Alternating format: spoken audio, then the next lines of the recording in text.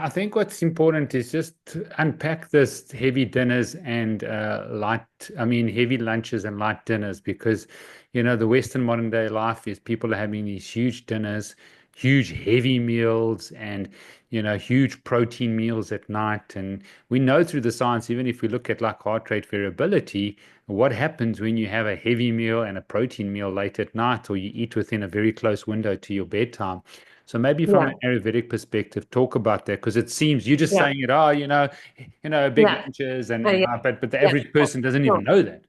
yeah, I absolutely want to be. I would say this is one of the most biggest fallacies of the 19th and the 20th century, or the 20th century, if they've started eating this late, like biggest mistake we've made is started eating late dinners.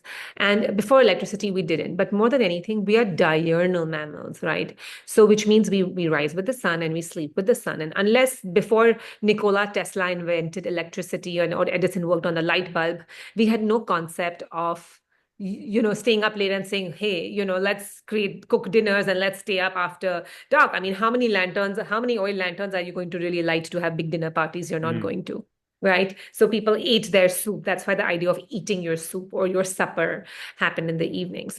And our bodies, right? So you just as the sun cannot dare to do photosynthesis without, as the plants cannot dare to do photosynthesis without the sun, no matter how many you can put them in a fully electrified halogen LED light, it's still not going to do electrolysis. Similarly, our body does not have the digestive fire that is required to digest and break down our foods effectively once the sun is really set and really late at night. And a lot of people use that sensation, eat excessive foods just to bring down their cortisol levels, which are high because of stress.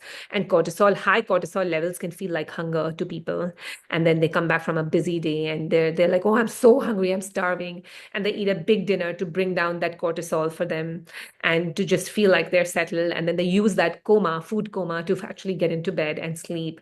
And what they're not realizing is that they're creating a big cycle of chronic disease. They're doing a disservice because sleep is this remarkable opportunity for your body to clean out debris from your nervous system, debris from your digestive system, start tissue repair. And if it's going to try barely in a handicapped manner to digest your food, it's not doing anything else. But also, I like to bring in some neuroscience into this, that your insulin sensitivity is very low at night. Your insulin, so basically, we're kind of diabetic at night, and we're trying to break down. Also, when you eat a light lunch, you build up ghrelin, which is the hunger hormone, which really peaks then by the evening. Your hunger hormone is like, oh my God, give me something. And the thing is, the more ghrelin levels we have in our blood, the denser, the more starchy, the more rich foods we want to eat. And then with low insulin sensitivity, with low gastrin, which is digestive enzyme, and high ghrelin, I mean, we're setting ourselves up for sickness right there and then. But in the afternoon time between 10 and 2, so sweet because your morning cortisol has lowered, so you won't eat out of stress. Your insulin sensitivity is at a very good place.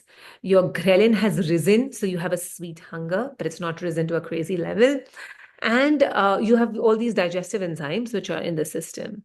I mean, it is complete no-brainer to eat a nice big lunch uh, and a small dinner. So I encourage people, whether it's my logical explanation that works with you, which is we're diurnal mammals, we don't see at night, we're not tigers, or if it's the neuroscience-backed version that works for you. But do yourself a favor, everybody who's listening, and I'm sure Steve also is a big advocate of this, is that try this for yourself for a week. See how you sleep, see how you poop, see how your weight fluctuates to an optimum, see just how much more energy you have overall.